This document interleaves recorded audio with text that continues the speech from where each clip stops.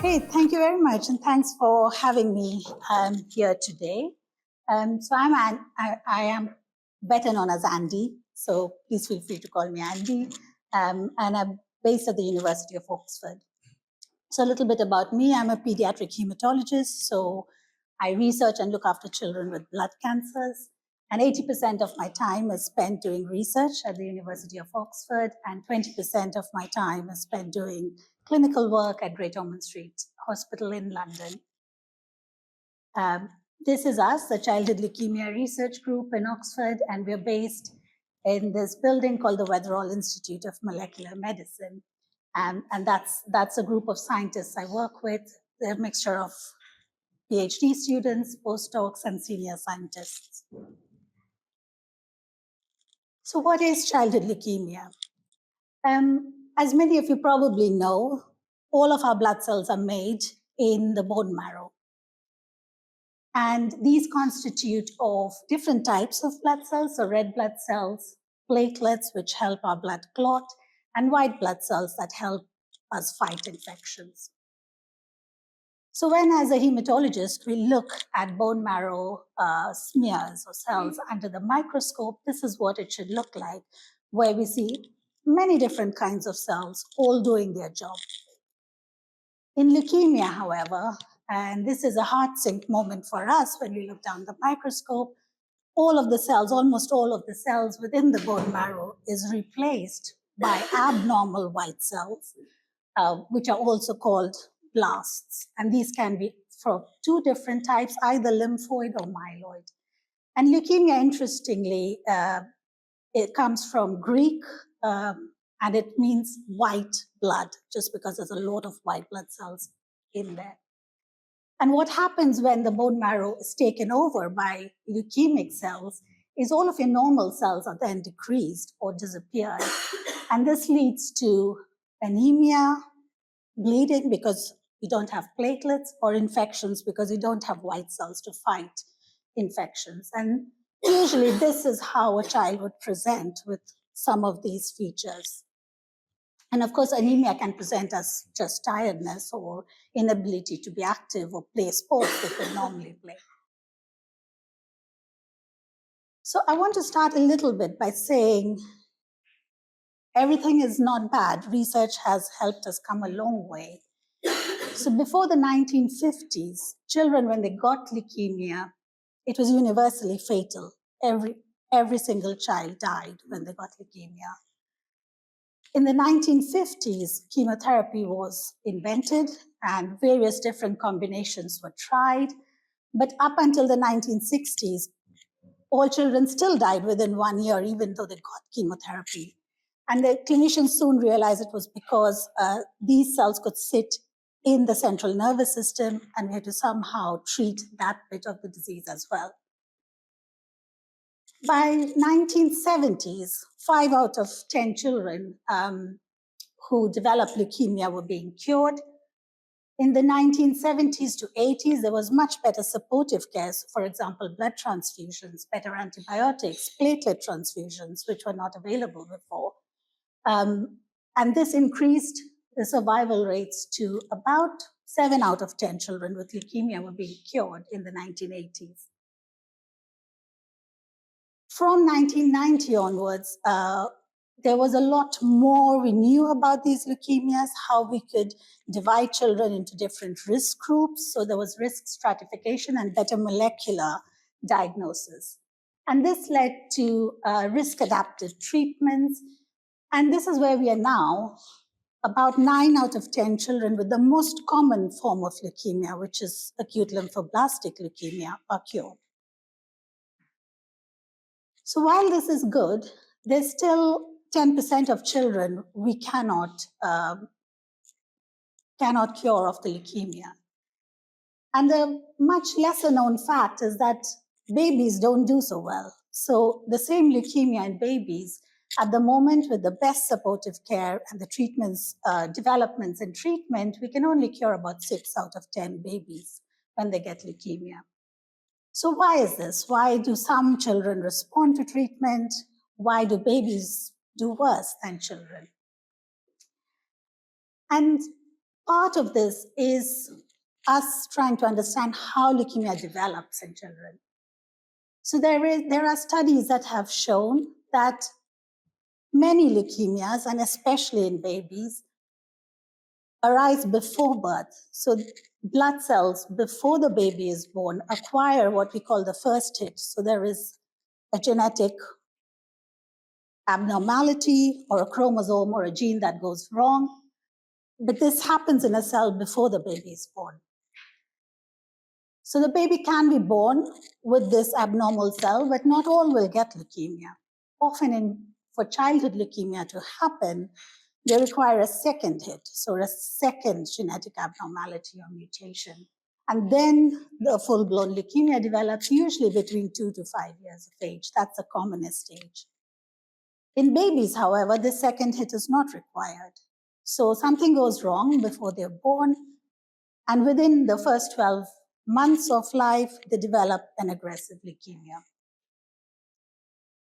For now, most of the treatment is combination chemotherapy. So these are, we try to hit the leukemia hard with a combination of drugs. This works, like I said, in 9 out of 10 older children and 6 out of 10 babies.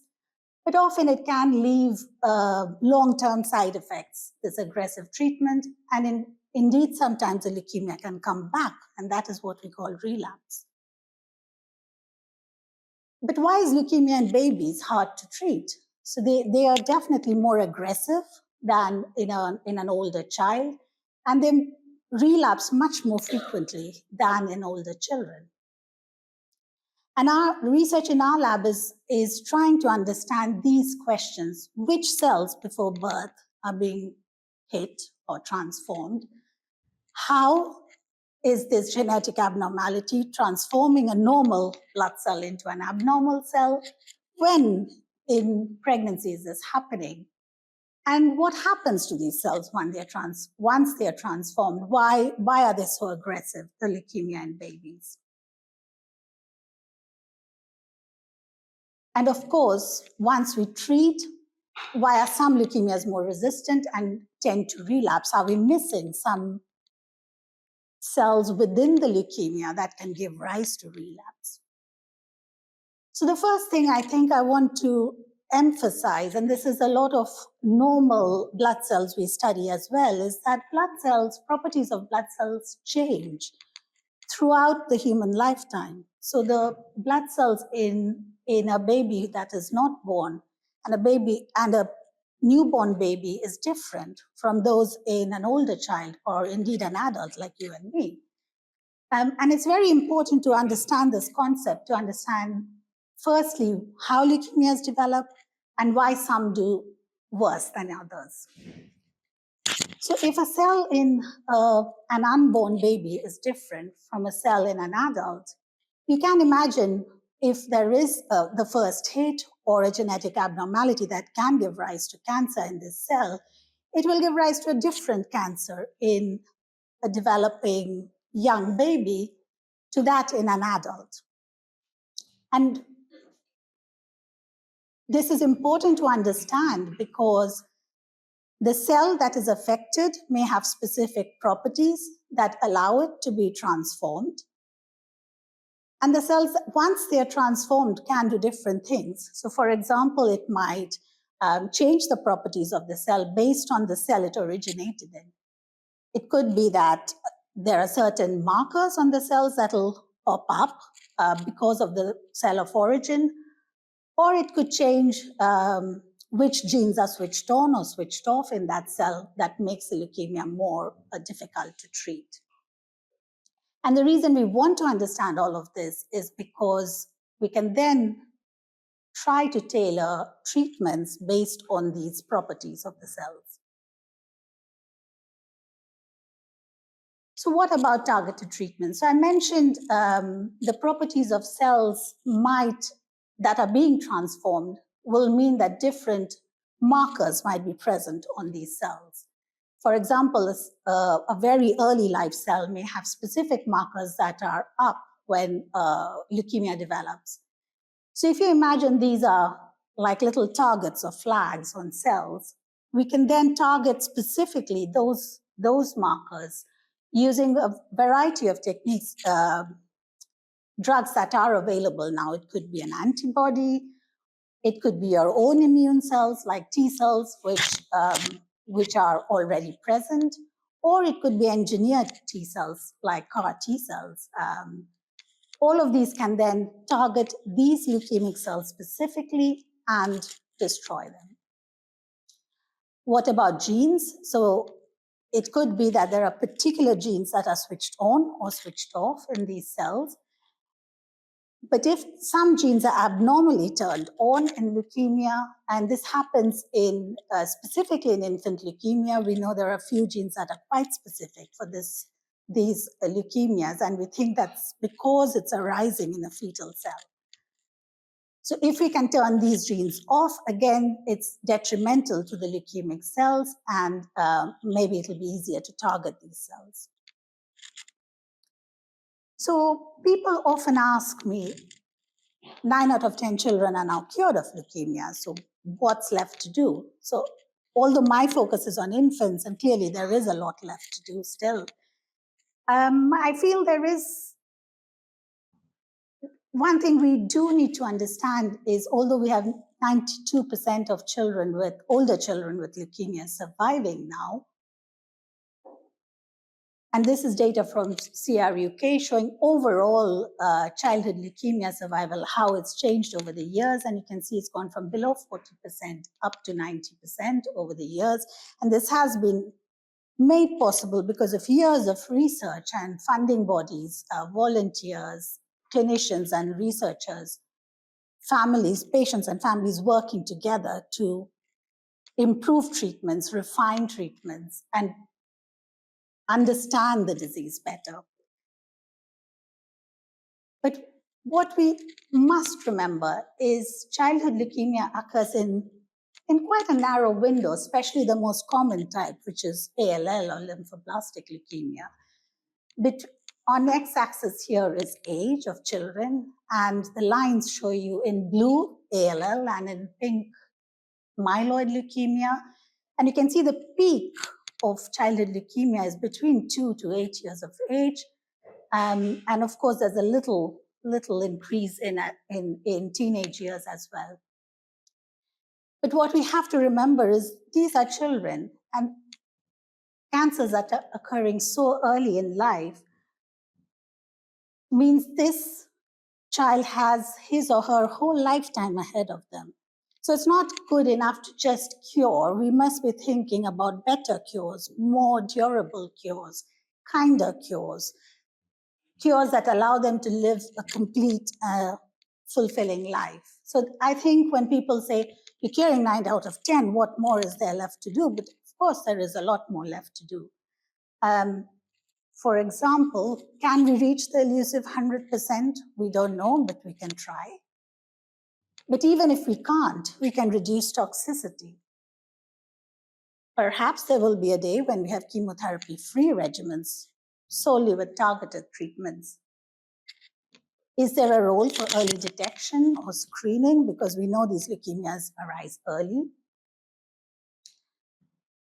There may be a role in the future for editing the abnormal genes, or maybe modulating the child's own immune system to attack their cancers. And obviously, something to think about is, can we actually prevent childhood leukemia? If some of these babies are being born with the first hit already, is there a way we can detect this and prevent childhood leukemia? And lastly, I think we do need a global strategy for childhood leukemia, because 80% of the burden of this disease is not in high-income countries. It is in low and middle-income countries, where survival rates sometimes are still in the 60 or 70% range. So I want to leave you with a few questions that we think about. I'm sure as parents, as clinicians, and as scientists, you think about. If the origin of childhood leukemia is prenatal, what are the properties of these prenatal cells that make them permissive to being transformed? And can we specifically target those properties? If babies are being born with this pre-leukemia, not full-blown leukemia, should we be screening? And what ethical dilemmas does that pose, screening babies who might have had the first hit? What causes a second hit? Should we be investing more in understanding why some babies born with pre-leukemia never get leukemia, whereas others go on to get that second hit and develop full-blown leukemia? And if we know what causes the second hit, can we prevent the second hit, thereby preventing childhood leukemia? So I think the focus in the future, and certainly as a clinician and within our lab, is to really drill down on the hard to cure leukemias and understand why we cannot cure them.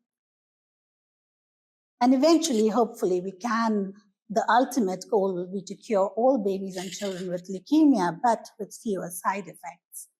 And whether we can prevent it, I don't know. It has a lot of ethical connotations and things to think through about whether we should screen babies for pre-leukemic clones. And lastly, I want to say none of the progress would have been possible without a lot of people coming together to do research and clinical refinements for children with leukemia.